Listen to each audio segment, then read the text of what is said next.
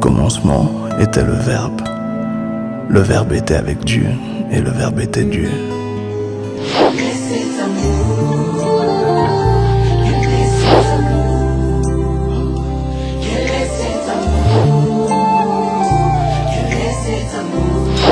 Oh, quel est cet amour? Quel est cet amour?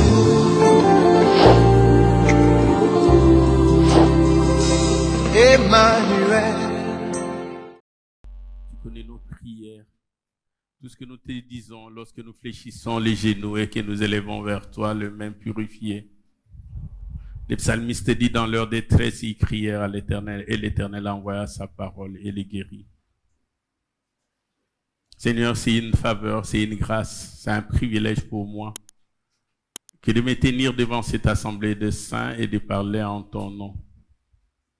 S'il te plaît, Papa, afin que ton peuple ne rentre pas affamé ni assoiffé, accorde-moi une langue aiguisée afin que je puisse, au travers de ce que tu as mis dans ma bouche, édifier ton peuple.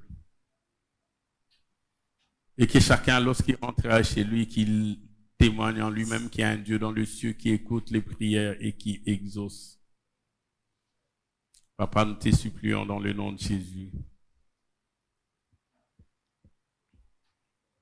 Et lorsque viendra le temps de fermer les saints livres, Seigneur, la gloire, l'honneur, ces choses, nous te les rendrons sans partage. Mais s'il te plaît, Père, ne manque pas d'édifier ton peuple ainsi que moi-même. Les devins, les sorciers avec leurs ruses et leurs plans, nous disons qu'ils ont tous échoué au nom de Jésus. C'est dans le nom de Jésus que nous avons prié. Est-ce qu'on peut acclamer le Seigneur?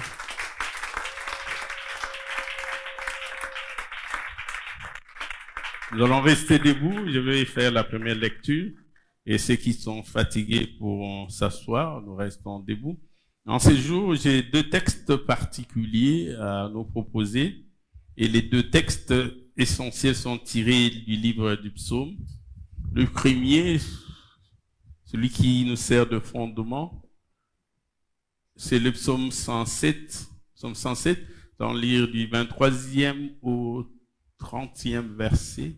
107, du 23e au 30e verset, puis nous allons remonter le psaume 18, du 32e au 38e verset.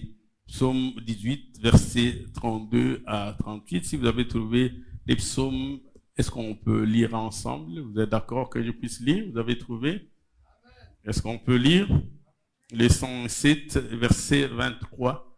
La Bible dit, ceux qui étaient descendus sur la mer dans des navires et qui travaillaient sur les grandes eaux, ceux-là virent les œuvres de l'Éternel et ses merveilles au milieu de l'abîme.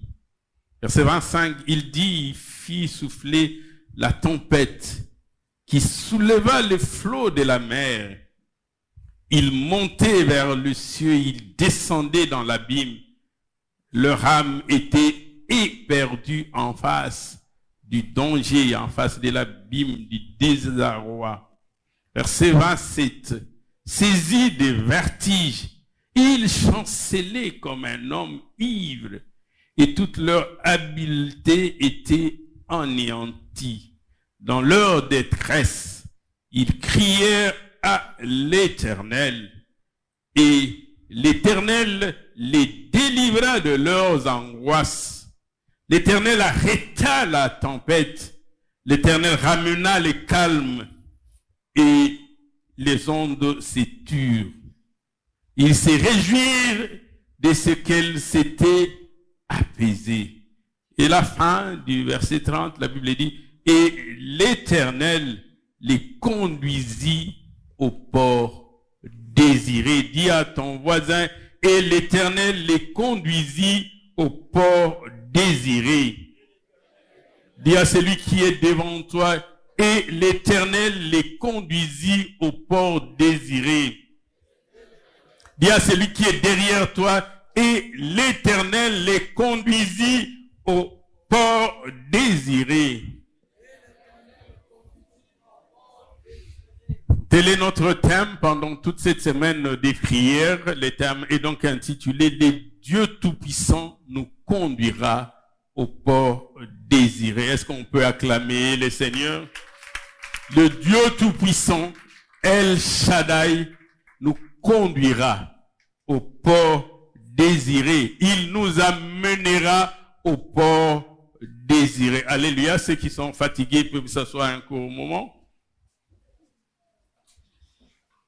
Alléluia. J'étais en train de nous dire que El Shaddai, le Dieu Tout-Puissant, c'est lui qui dit une chose et la chose s'accomplit. C'est lui qui appelle à l'existence les choses qui n'existent point, comme si elles existaient.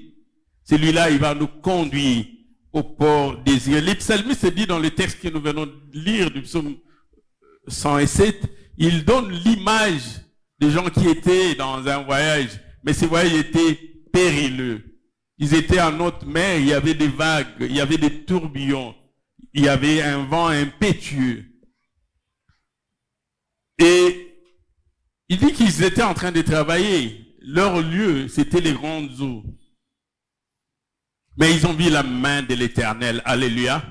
Les psalmistes disent, ils ont vu la main de l'Éternel. Vous savez, il y a des gens qui témoignent de la grandeur de l'Éternel au travers de ce qu'ils ont vécu. Pas de l'histoire qu'ils ont lue. Pas des choses qu'on leur a racontées. Ils ont été des témoins vivants de la grandeur de Dieu, de la magnificence de Dieu. Ils ont expérimenté la bonté de Dieu. Ceux qui nous ont jamais traversé de problèmes, ils ne comprendront pas de quoi je parle. Mais ceux qui sont passés par des maladies, les tourments, le combat, les persécutions, ceux qui sont passés par le rejet, l'abandon, le mépris, ils peuvent dire oui, il y a un Dieu dans le ciel. Et ils ont vécu, ils étaient dans les tourbillons. Et lorsqu'on les a vus comme ce jour-là encore, c'est fut le cas pour Paul lorsqu'il va se retrouver à l'île de Malte. Lui qui avait survécu au vent impétueux qu'on appelle le Raculon. Et ils ont vu ça, ils disent, nous avons vu la main de l'Éternel. Ils ont vu des flots de la mer. Ils ont vu des flots, ils ont eu l'impression que ça montait jusque dans le ciel et ça descendait dans l'abîme. Le verset 27 dit, ils étaient saisis des vertiges. Ils étaient semblables, ils étaient comparables à des personnes ivres. Ils étaient chancelants. Ils avaient perdu l'équilibre. Et leur âme était perdue en face du danger, de la détresse. Vous savez, c'est comme quand vous êtes dans un avion et que l'avion passe dans les zones troubles. C'est pas comme si vous étiez dans un véhicule. Vous êtes sur la terre ferme. Et parallèlement, ils étaient dans les eaux profondes. Ils ont vu les dangers. Quelqu'un peut être sur une moto, il peut voir les dangers, c'est vrai. La tentative peut être périlleuse, mais il peut se dire, je peux quand même sauter. Je peux me retrouver avec des bosses, avec des blessures. Mais quand vous êtes dans les eaux mer, qu'est-ce que vous pouvez faire? Lorsque le navire est en train de tanguer, qu'est-ce que vous pouvez faire? Lorsque vous êtes dans un avion et que l'avion passe par des zones de turbulence, qu'est-ce que vous pouvez faire? Vous êtes impuissant face au danger. De la même manière, et ils étaient impuissants face au danger. Ils ne savaient que faire. Et il y a des situations où on s'est dit, il n'y a que Dieu qui peut nous venir en aide. Nous ne pouvons nous en sortir que si Dieu est de notre côté. Et j'aime beaucoup ce que dit le verset 27, à la fin du verset 27. Il dit, leur habileté était anéantie, leur expérience, leur savoir-faire, leur dextérité, tout ce qu'ils avaient comme connaissance était face au danger, impuissant. Tout cela était inopérant. Tout cela était inutile. Tout cela n'était pas profitable. Vous savez comment vous sortir des situations difficiles. Mais des situations où lorsque vous vous retrouvez, dites ici, la science ne peut pas m'aider. Mon expérience ne peut pas m'aider. Comme ces jours-là, nous nous souvenons encore Simon-Pierre qui avait péché. Il connaissait les méthodes pour pécher. Mais jusqu'au matin, il n'avait rien obtenu. Il y a des jours où on se retrouve devant ces genres de situations. Et le savoir-faire ne peut pas t'aider quand tu es en débandade. Alléluia. Gloire soit rendue à notre Seigneur. Gloire soit rendue à notre Seigneur. Et les psalmistes dit au verset 28, dit dans leur détresse, dans leur tourment, dans leur crainte, dans leur, quelqu'un dirait même désespoir, ils criaient à l'Éternel. Et la Bible dit, l'Éternel avait agi, invoquez-moi, je vous répondrai. Et ils avaient invoqué l'Éternel, et l'Éternel avait agi. La Bible dit, l'Éternel arrêta la tempête. Il y a des situations où quand l'Éternel intervient, il n'était pas intervenu pour calmer la tempête. Dis encore à ton voisin, l'Éternel arrêta la tempête. C'était une grande tempête. Dans leur vision, ils avaient l'impression que le flot montait jusqu'au ciel et descendait jusque dans l'abîme. Mais l'Éternel arrêta la tempête. Dis à ton voisin, quelle que soit la tempête qui peut se déclarer devant toi, il y a un Dieu dans le ciel. Dis cela à ton voisin, il y a un Dieu dans le ciel. Dis à ton voisin de gauche, il y a un Dieu dans le ciel.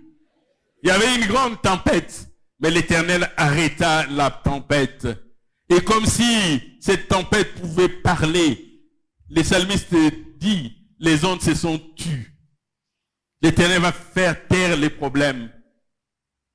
L'Éternel, j'ai dit à quelqu'un, l'Éternel va faire taire les problèmes dans ta vie. J'ai dit encore à quelqu'un, l'Éternel va faire taire les problèmes dans ta vie. Est-ce qu'il y a quelqu'un qui me suit? Est-ce qu'il y a quelqu'un qui me suit en ces lieux? Est-ce qu'il y a quelqu'un qui me comprend? Les ondes se tuent. La tempête s'était tue. L'Éternel va faire taire les problèmes.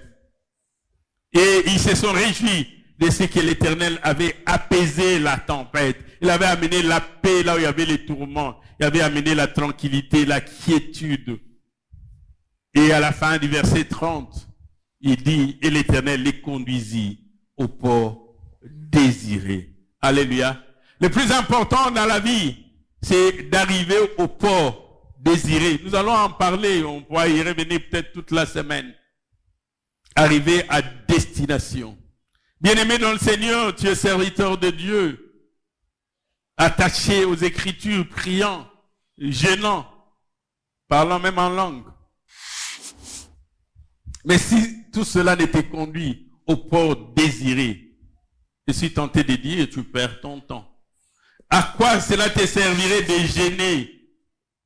À quoi cela te servirait de te réveiller chaque jour à 4 heures du matin pour prier? Et si, en fin de parcours, tu n'arrives pas au port désiré? Tu es étudiant, c'est vrai.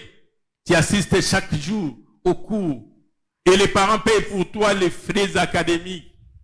Mais en fin de parcours, tu n'atteins pas les ports désirés. À quoi tous ces sacrifices auront servi? Tu es dans une relation, peut-être des fiançailles. Chaque week-end, on t'invite au restaurant, tu manges des plats délicieux. Et qu'en fin de parcours, cela s'arrête comme ça.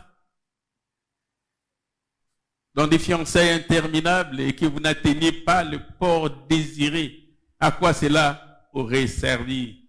Notre démarche de chaque jour, dans notre processus, donc tout ce que nous faisons, c'est d'atteindre le port désiré. Je ne dis pas qu'il n'y aura pas de vent impétueux, il y en aura.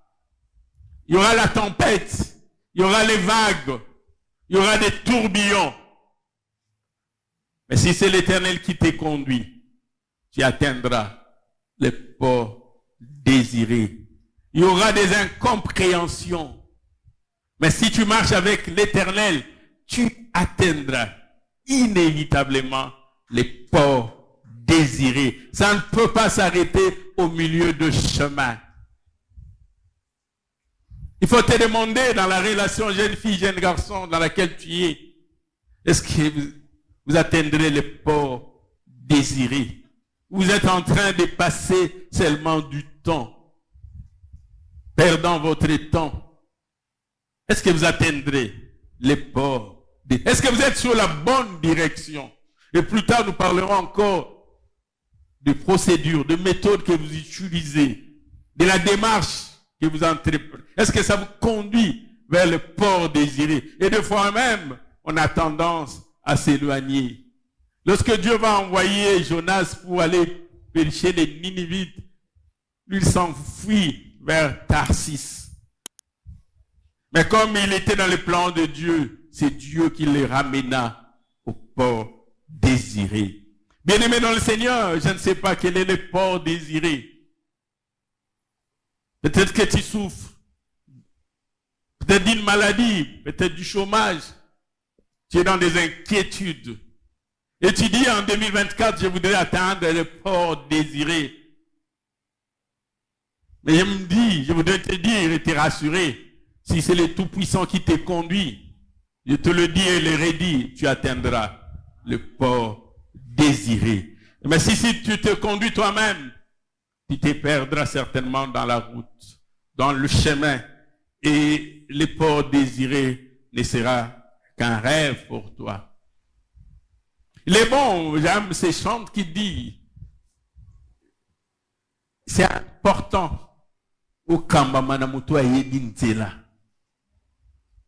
aveugle ne peut pas conduire un autre aveugle.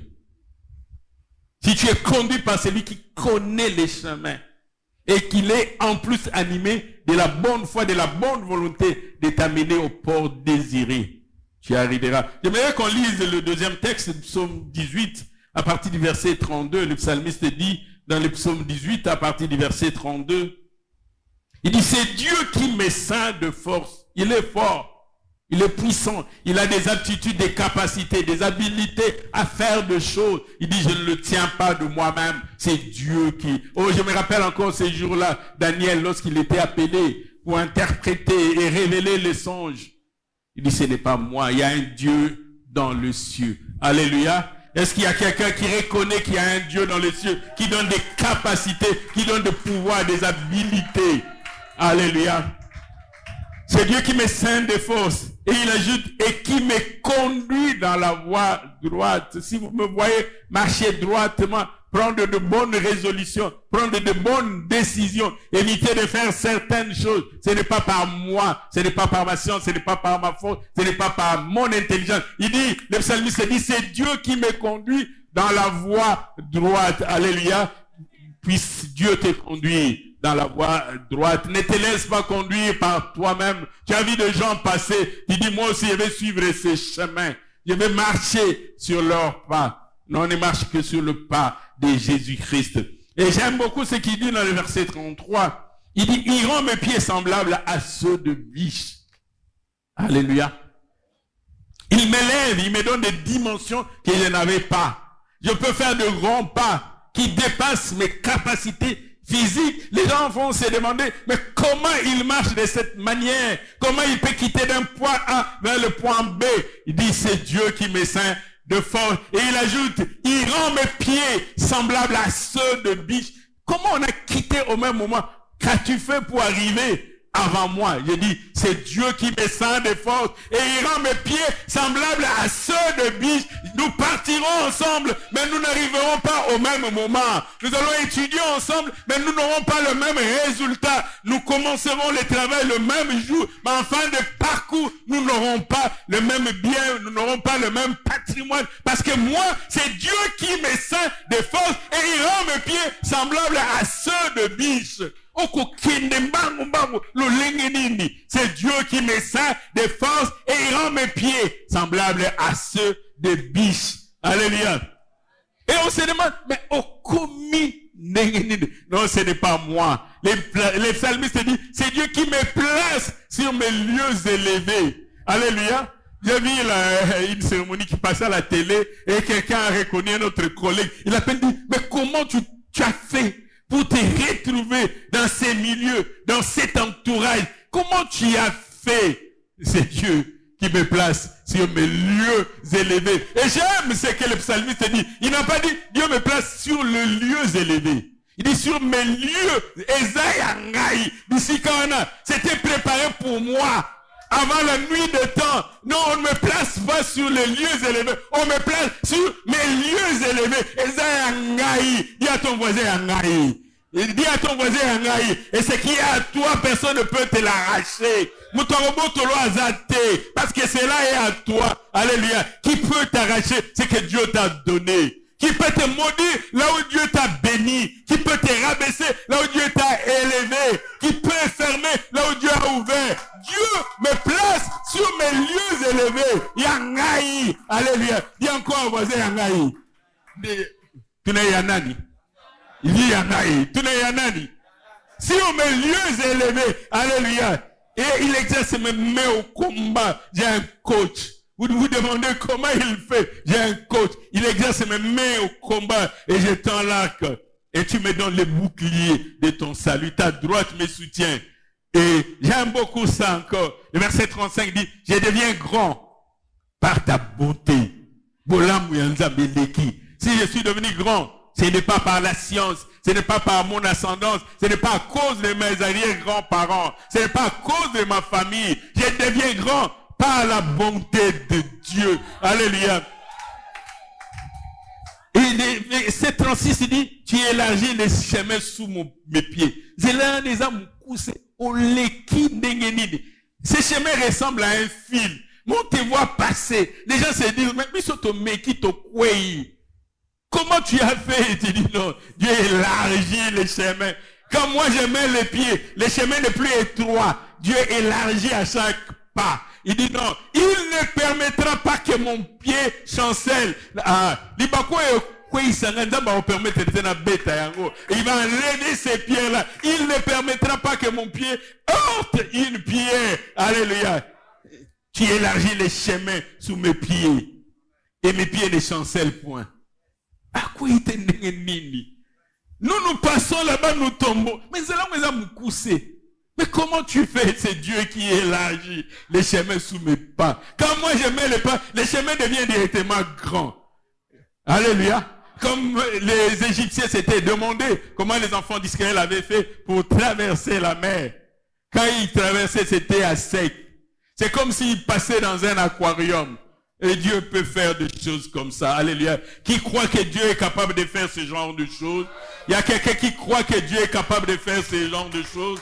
Et si tu crois, tu le verras. Et ces choses vont s'accomplir. Il dit, je poursuis mes ennemis et je les attends. Je ne reviens pas avant de les avoir atteints. Avant de les avoir anéantis. Alléluia. Dieu élargit le chemin. Pour toi, on va changer même des critères. On fait les demandes d'emploi. Les critères sont définis. Mais comme Dieu voudra que toi, tu sois admissible, ce jour-là, on dit exceptionnellement, aujourd'hui, nous allons prendre aussi les gens, dire, ah, c'est pour moi. Alléluia. On dit non, ici on engage les licenciés. Mais les locata, même les D6 seront engagés. Seulement parce que Dieu veut que tu sois parmi ceux-là qui seront retenus. Tu dis, mais yo continue. On avait dit seulement les licenciés, dit, il élargit les chemins sous mes pieds. A fungo le lingaï banzela. Et comme minene, ici quand il a ouvert. Alléluia.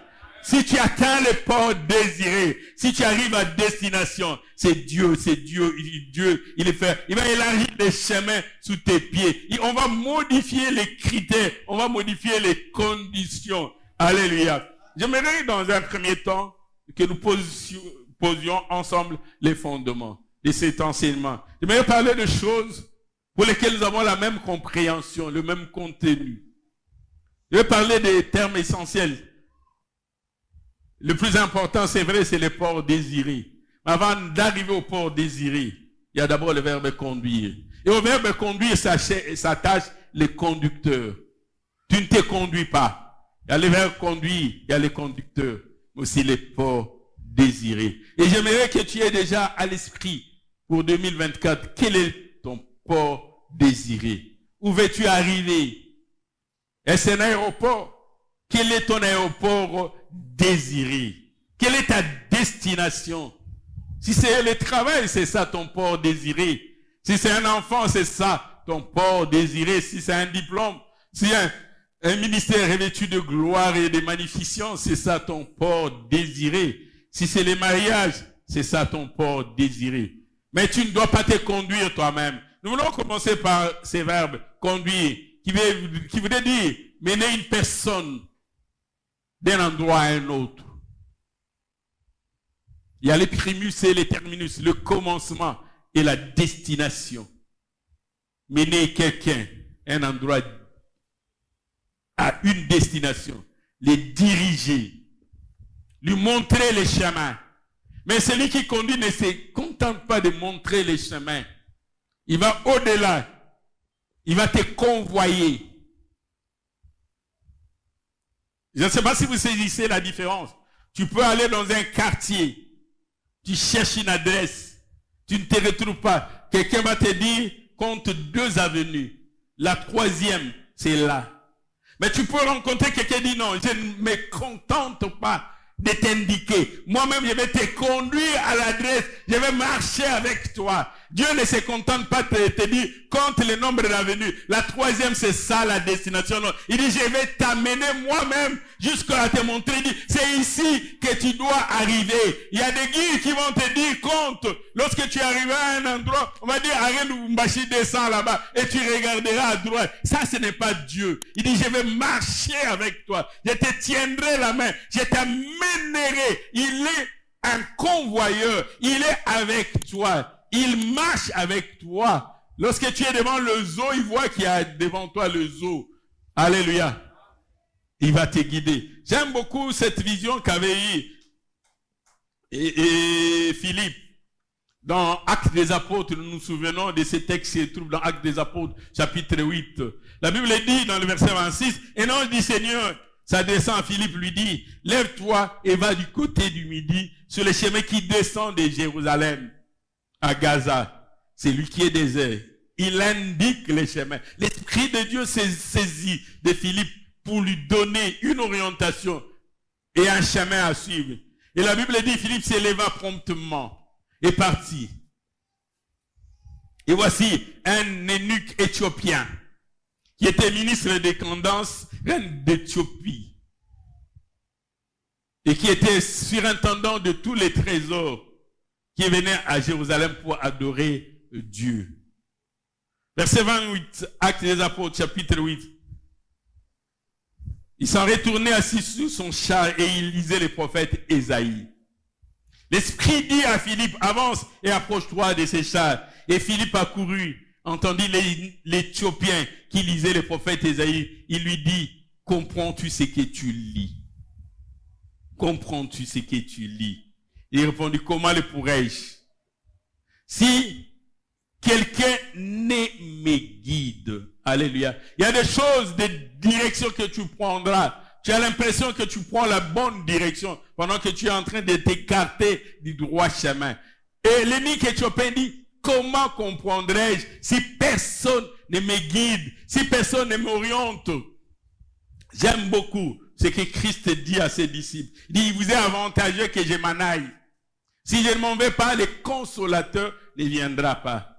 Et il dit, lorsque viendra le consolateur, le paraclet, que fera le consolateur? Qu'est-ce qu'il fera? Quelle sera sa mission? Il dit, il vous conduira. Alléluia. Vous avez besoin du Saint-Esprit pour vous conduire. De vous-même, vous n'arriverez pas. Et d'ailleurs, vous ne savez pas ce qui est convenable de demander, même dans vos prières. Vous avez besoin du Saint-Esprit. Et lorsque le Saint-Esprit viendra, il vous conduira. Alléluia. Et l'eunuque éthiopien dit, comment pourrais-je, si je n'ai personne pour me guider? Alléluia.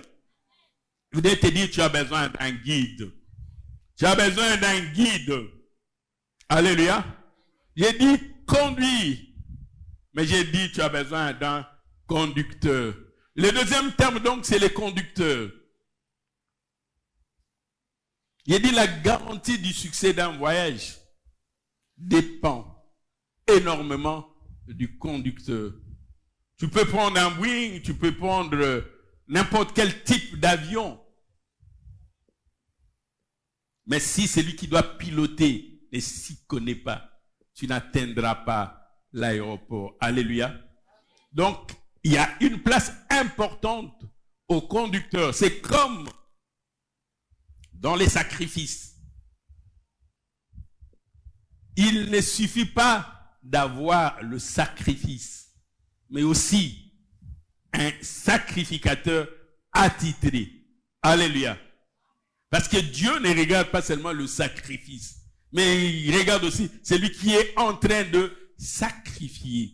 Je voudrais dire qu'il est important de bien choisir les conducteurs. Tu peux monter sur une moto neuve, mais celui qui conduit la moto ne s'y connaît pas. Tu n'arriveras pas au port désiré. Et donc, il est important dans le voyage de savoir qui te conduit. Qui est ton conducteur? Demande cela à ton voisin, qui est ton conducteur? Demande à celui qui est à ta droite, qui est ton conducteur? Demande à celui qui est derrière toi, qui est ton conducteur.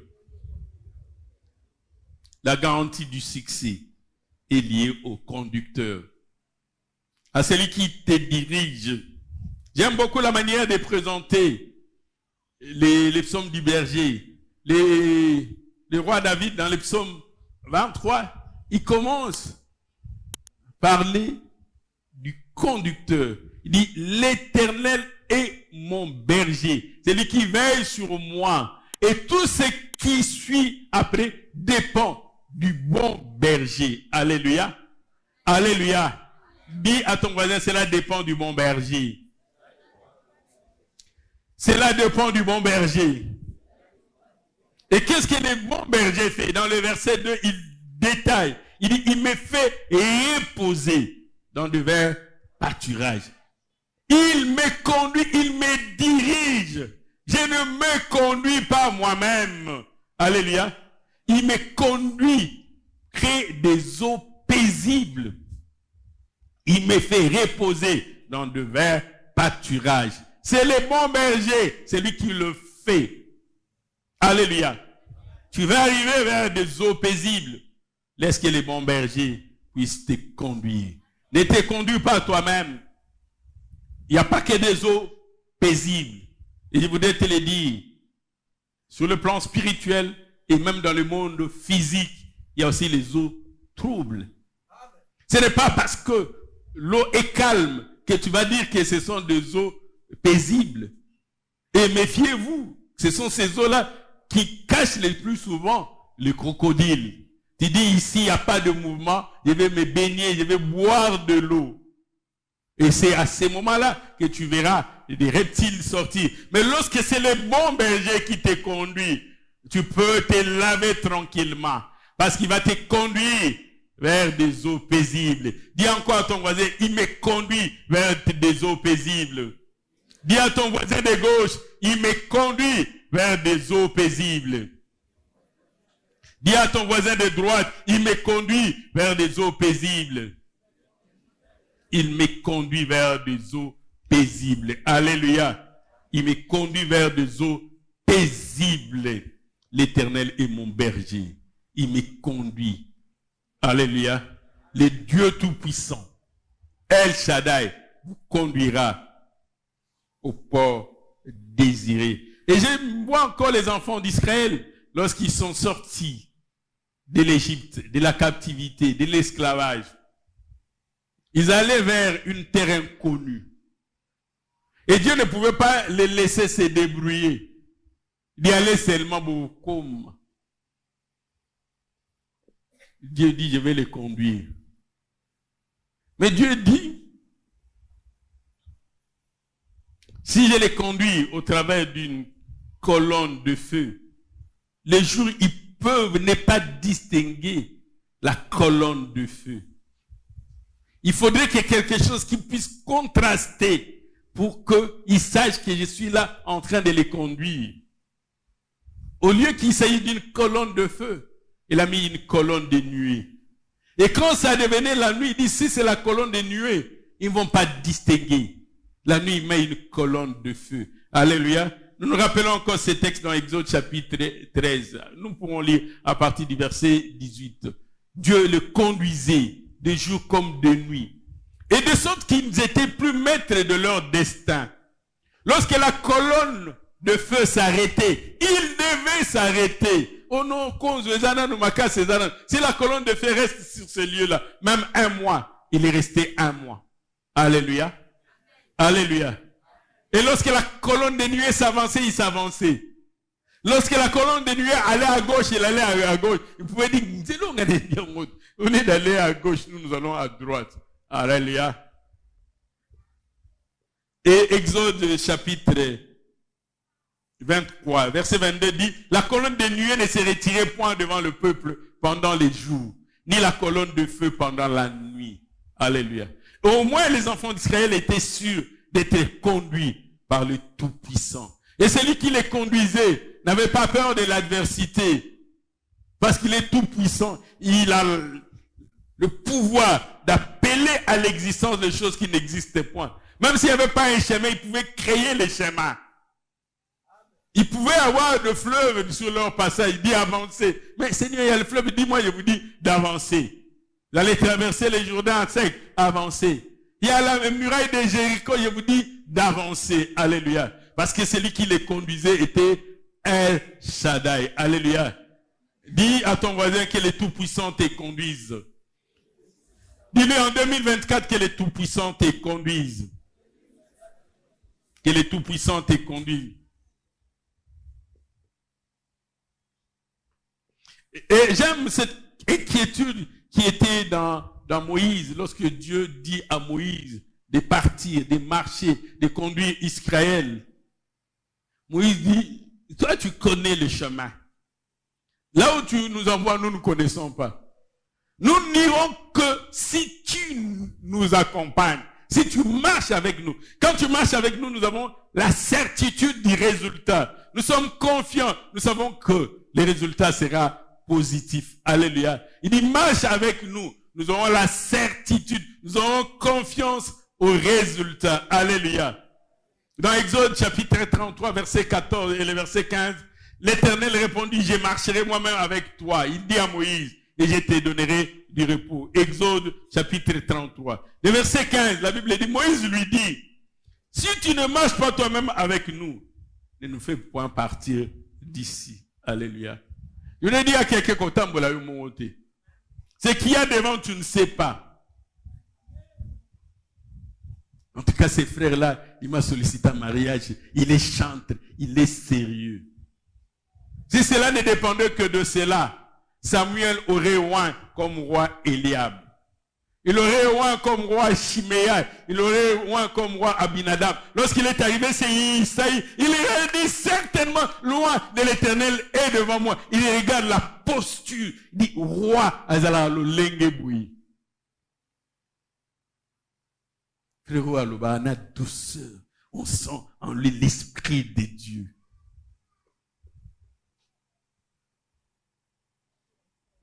L'homme regarde ce qui frappe le regard. Toi, tu vas regarder son expression extérieure. Mais Dieu connaît l'expression intérieure. C'est vous travail, je voudrais te dire, laisse-toi conduire par le Tout-Puissant. Au bout de il y a des verbes qui se conjuguent bien dans le passé, du genre, si on m'avait prévenu, si j'avais su. Alléluia. J'aime beaucoup ce psaume de 91 qu'on attribue à Moïse.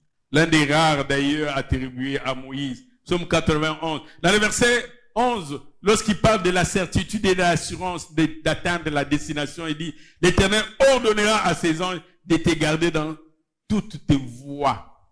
Quand tu marches avec lui, il va donner l'ordre. Il dit, veillez sur lui. L'ange de l'Éternel campe autour de ceux qui craignent Dieu et les arrache de tout danger. Il est là, il fait comme la sentinelle, il veille sur toi. Lorsqu'il y a un danger, il t'arrache.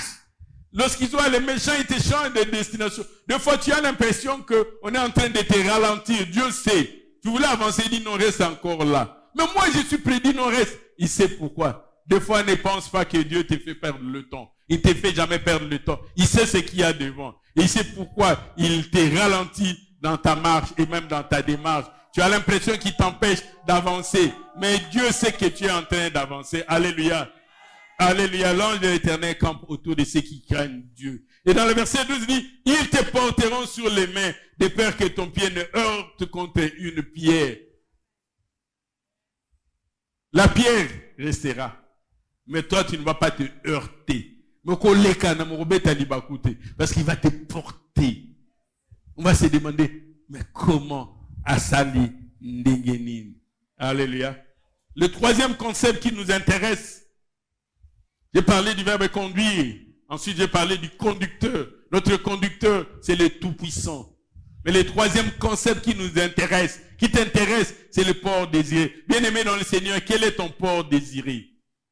Qu'est-ce que tu souhaites que Dieu réalise pour toi en 2024? Ces choses-là que tu as toujours demandé à Dieu et que tu n'as jamais vu se réaliser. Tu es dans une ferveur attente, tu attends. Quel est ton port désiré? Peut-être qu'il y a longtemps, tu souffres d'une maladie incurable. Tu dis, en 2024, si Dieu me guérissait, je les louerai à jamais. Et suis venu te dire, le Dieu Tout-Puissant te conduira au port désiré. Peu importe ce que les méchants auront dit, ce qu'ils auront planifié. Est-ce qu'il écoute? Est-ce que lui mérite? Est-ce qu'il y a laissez-le parler. Bacha David Kate. Maintenant, Bacha David K. Si cela ne dépendait que d'Isaïe, le père de David, il aurait dû renvoyer même Samuel, dit, bon, tu n'as point trouvé de roi chez nous. Rentre, va chercher chez le voisin. Lui dit, nous ne quitterons pas ces lieux tant que ce jeune homme n'est pas encore arrivé. Quand Isaïe avait fait passer ses 7 fils, il dit, mais ce sont seulement ceux-là. Il dit, bon, il y a un tout dernier. Il est en train de paître les brebis. Alléluia. Alléluia. L'Éternel te conduira au port désiré. Peu importe le nombre d'années d'attente. Les malades de la piscine de Bethesda avaient attendu des années et des années. Mais quand son jour était arrivé, c'est lui qui a envoyé l'ange pour venir agiter l'eau. Il n'avait pas envoyé l'ange. Cet ange-là était en repos.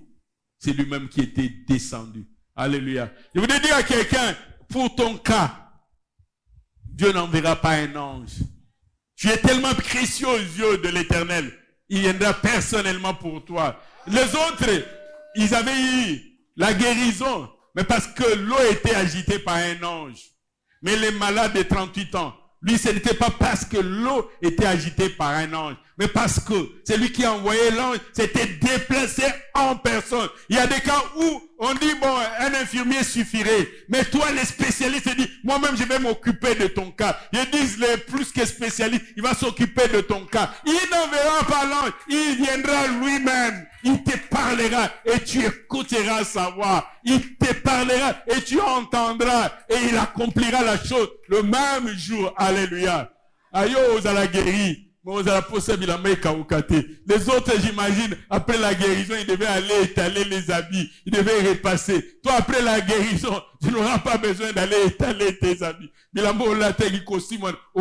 a guérison. Alléluia. Les autres, j'ai dit à quelqu'un, ils auront besoin du soleil pour étaler leurs habits, afin que leurs habits sèchent. Mais toi, après la guérison, tu n'auras pas besoin. Est-ce qu'il y a quelqu'un qui me suit en ces lieux? Est-ce qu'il y a quelqu'un qui comprend? Je suis en train de nous dire, l'Éternel te conduira au port désiré. C'est ton objectif, le port désiré. Le port désiré, c'est l'exaucement de la prière, ou de tes prières, ou de tes supplications, de tes instances, de tes larmes, de tes pleurs. La réponse à ta désolation, à tes peines, à ta souffrance, à tous les sacrifices que tu t'es imposés. Tu étais étudiant. Tu as passé toute l'année académique avec un seul pantalon blue jean. Tu dis l'essentiel, c'est d'atteindre le port désiré. Ce n'est pas à cause d'un jean que je vais abandonner les études. Et tu as évolué. Les gens se demandaient à quel moment tu lavais ton pantalon et comment tu faisais pour qu'il soit toujours propre.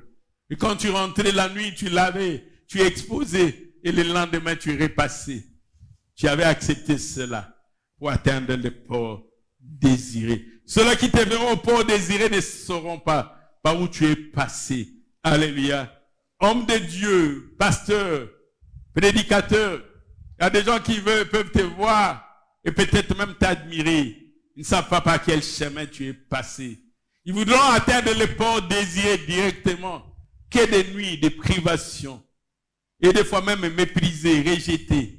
Mais Dieu continue à renouveler sa confiance en toi. Il dit, oui, celui-là est mon serviteur. abandonné, rejeté. Il dit, c'est mon serviteur.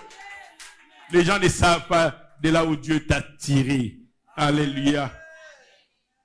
L'attente, la gloire, la santé, ton port désiré, ça va arriver et ça arrivera. Mais si tu as un bon conducteur, si tu ne marches pas seul, j'aime beaucoup ces Lévites qui s'étaient retrouvés avec ces vieillards à Gibéa. Nous nous rappelons, nous avions utilisé ça comme thème lors de l'enseignement avec la jeunesse. Dans Juge chapitre 19, verset 16. Juge chapitre 19, verset 16. La Bible dit, et voici un vieillard revenait le soir de travailler au champ. Et cet homme était de la ville, de la montagne d'Éphraïm. Et il séjournait à Gibéa. Et les gens du lieu étaient des Benjamites. Et il leva les yeux et vit les Lévites, les voyageurs, sur la place de la ville. Voyageur, est-ce que tu as une destination? Moïse dit, Seigneur, apprends-moi à bien compter mes jours pour que j'applique mon cœur à la sagesse. Parce que sur terre, nous ne sommes que de pèlerins, de voyageurs. Et il vit le voyageur sur la place de la vie et le vieillard lui dit, où vas-tu? D'où viens-tu? Est-ce que tu as une destination? Est-ce que tu as une destination? Il voudrait dire, est-ce que tu as un objectif? Est-ce que tu as une cible? Est-ce qu'il y a quelque chose que tu veux réaliser? Est-ce que tu veux atteindre un lieu? Alléluia. Et ces vieillards, on a l'impression comme s'il avait inversé la question. Mais il va commencer par demander aux Lévites, où vas-tu? Et ensuite, d'où viens-tu? Bien-aimé dans le Seigneur, dans tout ce que tu es, dans ce que tu fais, je voudrais te demander, et que tu te demandes à toi-même, où vas-tu? Ozo kendeti wapi? Ozo luka nini? Où vas-tu? Quelle est ta destination? Quel est ton port désiré? Juge chapitre 19, verset 17. Où vas-tu? D'où viens-tu? Alléluia. Bien-aimé dans le Seigneur, est-ce que tu connais où tu vas? Où tu vas seulement? Est-ce que tu connais? Si tu peux t'imposer des sacrifices, c'est par rapport à une destination. S'il n'y a aucune destination, le sacrifice est sans objet. Alléluia. Je voudrais rappeler rapidement les objectifs de notre enseignement. Certainement, les pasteurs vont y revenir pendant la semaine. Nous voudrons vraiment consolider la foi aux promesses. Il y a des gens qui n'arrivent pas à destination parce qu'ils se fatiguent en cours de chemin. Les enfants d'Israël, lorsqu'ils ont vu les serpents brûlants dans le désert, disent erreur. Les chemins longs, erreur. Ils se sont même choisis des leaders. Dis nous allons rentrer en Égypte. Si tu n'as pas la foi, tu vas demander de rentrer en Égypte. Tu vas te trouver des leaders. Tu vas te trouver des explications, même de fondements, même des versets dans la Bible pour te convaincre de faire marche arrière. Si tu veux le faire, tu vas trouver. Et tu vas commencer à t'enseigner toi-même. La Bible ne dit-elle pas que l'homme prudent voit les dangers de loin? Moi, je vois les dangers. Rentrons en Égypte. En Égypte, au moins, il y a des concombres, les oignons. Et il y avait la souffrance. Bien-aimé dans le Seigneur, si tu n'as pas la foi, tu rentreras. Tu n'atteindras pas l'objectif. Or, sans la foi, il est impossible d'être agréable à Dieu. Parce qu'il importe que celui qui s'approche de Dieu croit d'abord que Dieu existe. Et c'est lui qui est le rémunérateur de ceux qui les cherchent. Comment Dieu va te rémunérer si tu n'as pas la foi? Mais ils sont, si tu ne sais pas, nous savons. C'est ainsi que nous nous accrochons. Si toi tu ne sais pas, c'est que tu n'as pas la foi. Alléluia. Et l'Épître aux Hébreux, dans le chapitre 10, verset 36, dit, quand vous avez besoin de... Non, chapitre 10, verset 36. Hébreux chapitre 10, verset 36 dit, quand vous avez besoin de persévérance, afin qu'après avoir accompli la volonté de Dieu, vous obteniez ce que vous avez promis. Si sans persévérance, on les mal. Bien, comment vous mettez là? Et quelqu'un va te proposer un raccourci. Dieu avait fait la promesse à Abraham, il va susciter pour lui une postérité. À un moment, Saraï, tel qu'on l'appelait à l'époque, devenait impatiente. Il dit, je vais aider Dieu dans l'accomplissement de la promesse. Il va donner à Abraham, sa servante Agar. La patience, il faut la patience. Parce que nous savons que celui qui a fait la promesse est fidèle. Alléluia. Celui qui a fait la promesse est fidèle. Il ne peut pas mentir. Celui qui a fait la promesse est fidèle. Marchons avec celui qui a fait la promesse. Habakkuk chapitre 2 dit, car c'est une promesse dont le temps est déjà fixé. Elle marche vers son accomplissement. Même lorsque tu es dans le désespoir, hier c'était samedi, aujourd'hui c'est dimanche, dis-toi que ta promesse s'est approchée d'un jour. Peu importe le nombre de jours, dans l'accomplissement, il dit en tout cas on est plus près. Par rapport à hier, aujourd'hui, je suis plus près parce qu'il y a un jour de retranché. Alléluia. Elle ne mentira pas. Si elle tarde, attends, car elle s'accomplira. Elle s'accomplira certainement. Alléluia. Et le même épître aux Hébreux dit, retenons fermement la profession de notre espérance, car celui qui a fait la promesse est fidèle. Hébreux chapitre 10, verset 23. Retenons fermement la profession de notre espérance. Celui qui a fait la promesse est fidèle. Peut-être qu'aujourd'hui, on ne va pas aborder les autres points, certainement pas. Mais il est important, je voudrais vous le dire, on va le faire par la suite. Nous sommes des pèlerins, nous sommes des voyageurs. Nous allons parler de deux choses. Ce qu'il faut faire pour atteindre le port désigné. Parce qu'il y a une procédure. Bien-aimé dans le Seigneur, ce n'est pas le fait d'avoir l'argent de billets pour arriver à New York que cela fera que tu arrives à New York. Tu as l'argent billet complet en $. On vérifie, oui, le compte est bon. Tu n'as pas de passeport, tu n'as pas de visa, tu n'arriveras pas. Il y a des choses qui sont nécessaires, obligatoires, pour que tu arrives au port désiré. Et on va te dire, à part les visas, les billets, les passeports, on te dit non, il faut en plus une attestation de vaccination. Il faut une réservation. Il faut avoir ces choses-là. Si tu veux être sûr, ah bon, quand c'est exigé, tu dois avoir ça. Alléluia. Il y a des choses qu'il faut avoir. Mais d'autres aussi, deuxièmement, des choses qu'il ne faut pas avoir pour arriver au port désiré. On dit, lorsque tu voyages, tu vas entrer dans telle ville, dans tel pays, il y a des produits prohibés. On te dit, tu ne peux pas voyager avec les chambres. Bien que tu aies les visas, les passeports, les billets en cours de validité, tu as les chambres, on va t'expulser. Maintenant, le visa, il y a des choses que tu ne peux pas avoir, ça va t'empêcher d'arriver au port désiré. Alléluia. Tu as la cocaïne avec toi. Tu as des armes avec toi. Tu veux arriver comme ça, on t'expulse. J'ai dit, il y a des choses qu'il faut avoir. Et des choses qu'il ne faut pas avoir.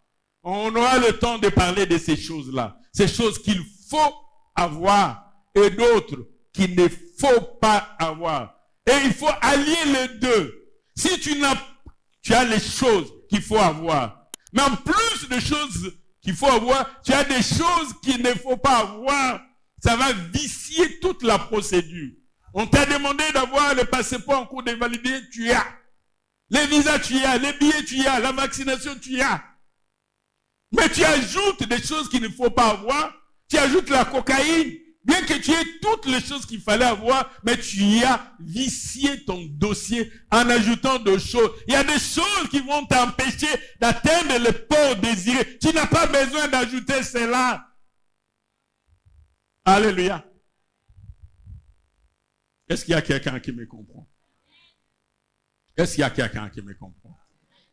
Mais que nous prions ensemble à un moment, nous allons poursuivre certainement avec les pasteurs, et que la chorale s'apprête. Le psalmiste dit dans le psaume 61, le verset 2 dans d'autres versions, c'est le verset 3. J'aime beaucoup cela.